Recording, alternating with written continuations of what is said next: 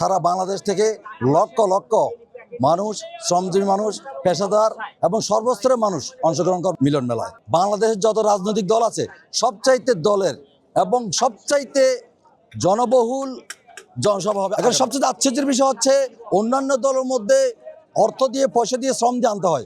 আমরা নিজেরা স্ব-উদ্যোগে এবং নিজেরা অগ্রিম টিকিট করে নিজেদের উদ্যোগ নিয়ে আমরা স্বতঃস্ফূর্ত হয়ে লক্ষ লক্ষ জনতা মিশে আসার জন্য উদ্যোগ গ্রহণ করেছি।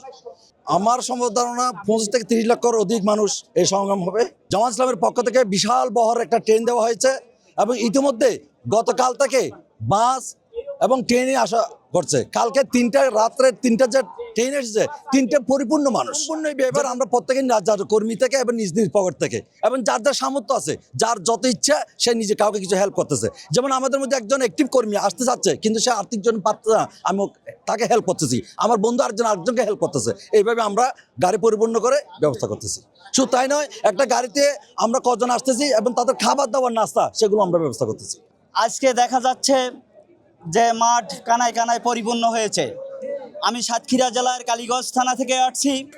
এক ঐতিহাসিক জনসভা এই জনসমুদ্র পরিণত হবে এবং আমার সাতক্ষীরা থেকে মনে করছি যে 2 লক্ষর উপরে মানুষ এই শরৎ উদ্যানে আসবে।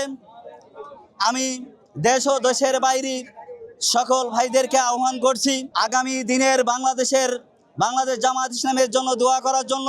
নারায়ে তাকবীর।